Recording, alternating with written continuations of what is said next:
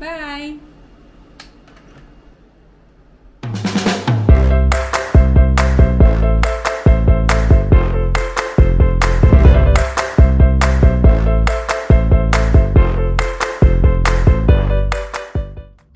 Halo teman-teman, aku Dini. Aku adalah awardee Chevening tahun 2021-2022.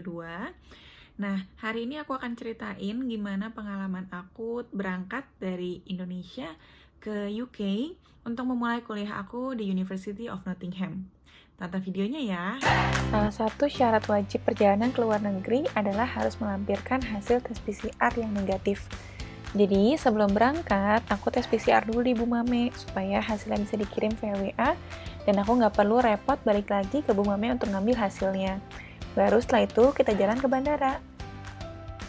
Sampai di bandara, kita harus langsung antri di depan counter check-in-nya. Biasanya counter ini dibuka sekitar 3-4 jam sebelum waktu keberangkatan. Bisa dilihat ya, bahkan 4 jam sebelum berangkat aja udah banyak yang ngantri. Untuk mempercepat proses check-in, jangan lupa siapin paspor, print out passenger locator form dari UK Government, serta print out CTM ya, supaya kita juga lebih mudah mengisi form yang telah disediakan oleh maskapai penerbangannya. Setelah proses check-in selesai, sekarang waktunya kita untuk masuk ke area boarding. Nah, jangan lupa pamitan sama keluarga, karena kita nggak akan ketemu mereka selama setahun ke depan. Tapi nggak perlu khawatir ya, kan masih bisa video call. Jadi, kangennya masih bisa disalurin kok.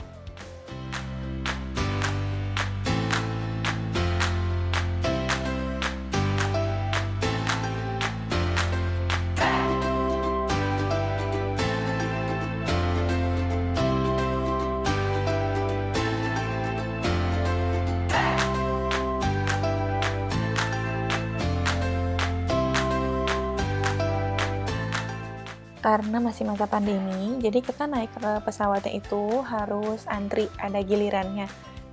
Terus di pesawatnya memang nggak ada physical distancing ya, tapi kita harus selalu pakai masker, jadi tetap keamanan kita terjaga. Dan kita juga dapat banyak fasilitas dari pesawatnya seperti yang bisa dilihat di video. Penerbangan ke Doha dari Jakarta itu memakan waktu sekitar 8 jam. Setelah 8 jam kita akan turun dari pesawat, kita istirahat selama 3 jam, baru kemudian kita akan terbang lagi ke London. Jangan lupa manfaatin waktunya buat foto-foto dengan ikonnya bandara di Doha, yaitu boneka besar warna kuning ini yang ada di tengah-tengah bandaranya.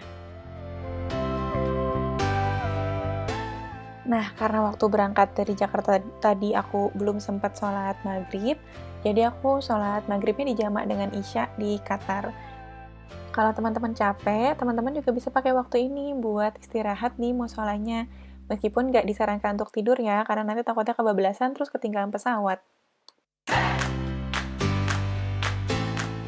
Nah, jangan lupa lihat mana gate keberangkatan teman-teman ya. Karena informasi itu biasanya belum tertulis di boarding pass yang kita dapatkan dari Soekarno-Hatta.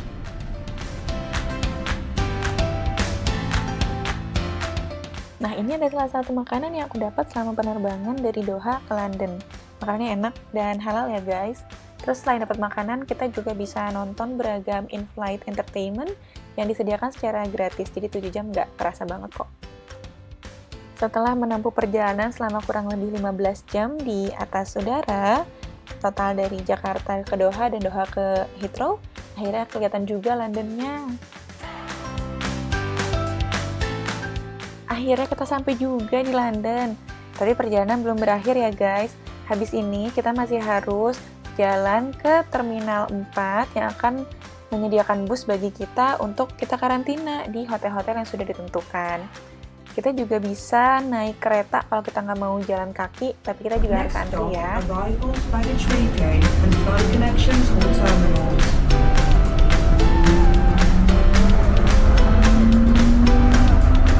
Ini juga yang penting, jadi jangan hanya ikutin orang-orang yang banyak menuju ke suatu tempat, terus kita juga ngerasa kita harus ke sana.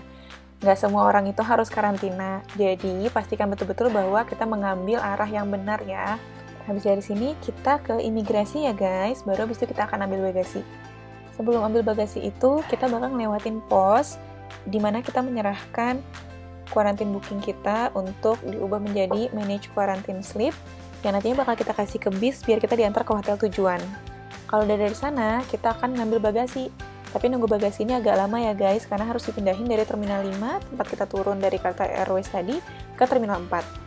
Nah, kalian masih ingat kan, tadi dari Jakarta aku bawa 3 koli, dan totalnya adalah 51 kilo. Bayangkan, barang-barang itu aku harus bawa sendiri. Jadi kalau nanti kalian akan berangkat, pastikan kalian bisa mengangkat semua barang-barang itu sendiri ya, karena beneran nggak ada yang bantu. Oke, nah sekarang semua barang-barang aku udah aku ambil, kita akan jalan ke bis buat pergi ke hotel karantina. Setelah kita ambil bagasi, kita mau naik bis, kita juga harus antri ya. Nanti pastikan kalian antri sesuai dengan warna slip karantina yang tadi kalian udah dapat, biar nggak salah naik bis. Tapi jangan khawatir, banyak petugas yang bisa ditanya-tanya kok di sana. Nah, kalau kalian sudah sampai bis, jangan berharap kalian akan langsung berangkat saat itu juga ya. Karena bis ini berangkatnya setelah kursinya pada penuh atau minimal separuhnya penuh. Waktu itu aku nunggu sekitar 2 jam, baru habis itu bisnya berangkat.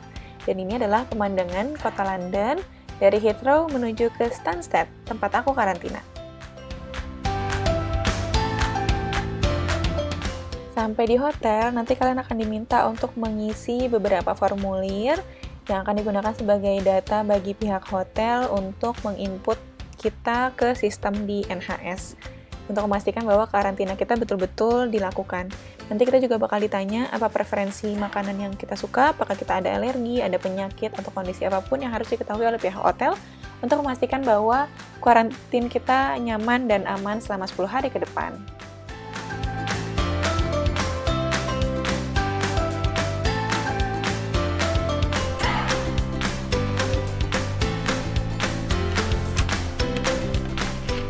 Yeay, akhirnya kita sampai juga di kamar hotel setelah perjalanan yang panjang dan melelahkan.